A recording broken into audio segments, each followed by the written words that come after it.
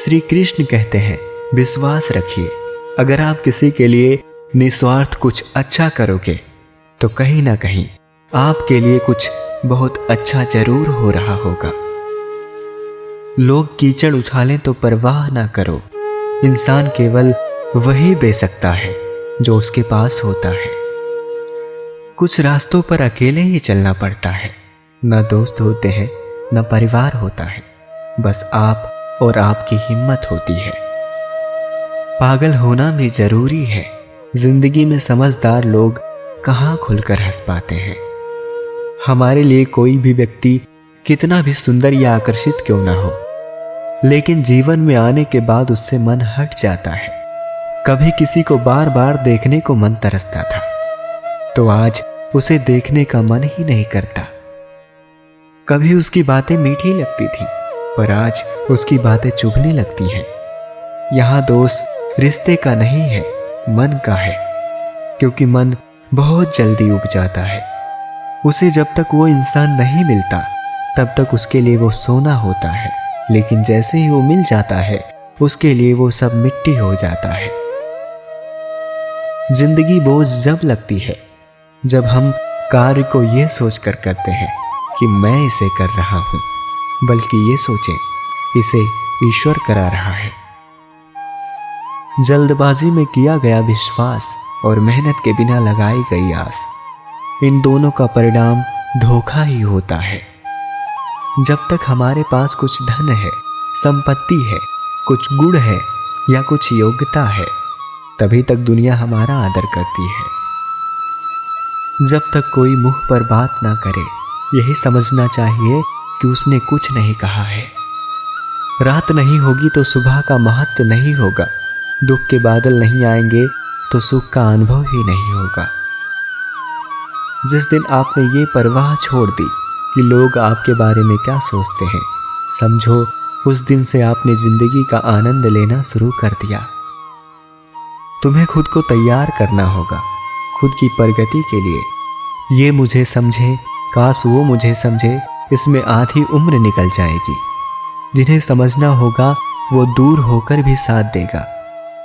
जिन्हें निभाना ही नहीं है वो पास रहकर भी बहाने ढूंढेगा। अच्छा है कि खुद के प्रयासों के साथ आगे बढ़ा जाए।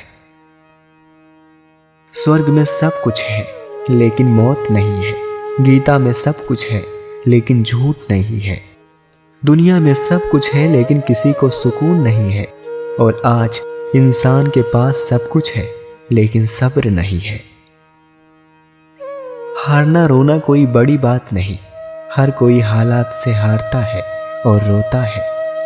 बस कोई हार कर परिस्थिति को कोसता है और कोई उसी विकट स्थिति से गुजर कर हंसता है और उभरता है। जब कोई समझे ही नहीं तो उसे समझाने की जरूरत ही क्या। जब कोई माने ही नहीं तो उसे बताने की जरूरत ही क्या। जिन रिश्तों में एक दूसरे की भावनाओं की कद्र ही ना हो, उन रिश्तों को जबरदस्ती खींचने की जरूरत ही क्या। श्री कृष्ण कहते हैं, रूठ जाने के बाद कसूर चाहे किसी का भी हो, बात शुरू वही करता है जो बेहद प्रेम करता है। आशा मत खोना, आप कभी नहीं जानते कि कल आपके लिए क्या लाने वाला है। जिस तरह लोग मुर्दे इंसान को कंधा देना पुण्य समझते हैं, काश इस तरह जिंदा इंसान को सहारा देना पुण्य समझने लगे तो जिंदगी कितनी आसान हो जाएगी। मत सोच इतना जिंदगी के बारे में, जिसने जिंदगी दी है उसने भी तो कुछ सोचा ही होगा। बेवजह ही नहीं होती लोगों से मुलाकात, किसी से सबक मिलता है तो किसी से ज्ञान। श्री कृष्ण कहते हैं, किसी को दुख देकर मुझसे अपने सुख की इच्छा ना करना, और अगर तुम किसी को एक पल का भी सुख देते हो तो अपने दुख की चिंता कभी मत करना।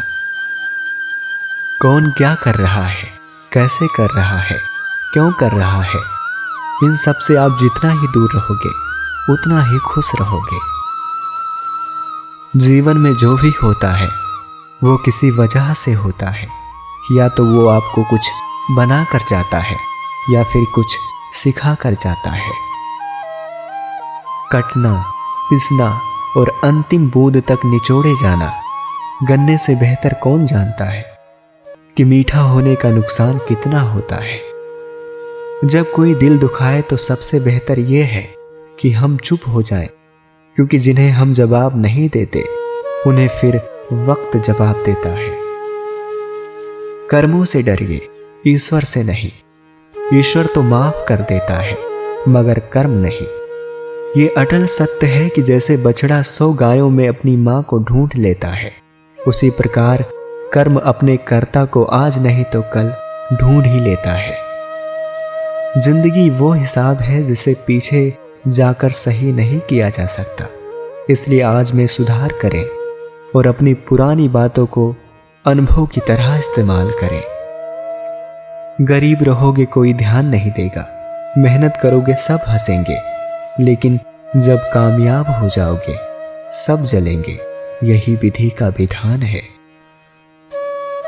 पेड़ सूखने के बाद भी पंछी घोंसला नहीं छोड़ते, क्योंकि वो जानते हैं फिर से बरसात आएगी और पेड़ पर नए पत्ते आएंगे। जो हुआ उसे भूल कर नई शुरुआत करो और याद रखो जिसका कोई नहीं होता उसका भगवान होता है। दूध, दही, छाछ, मक्खन और घी सब एक ही वंश के हैं, फिर भी सबकी कीमत अलग अलग है, क्योंकि श्रेष्ठता जन्म से नहीं बल्कि अपने कर्म, कला और गुणों से प्राप्त होती है।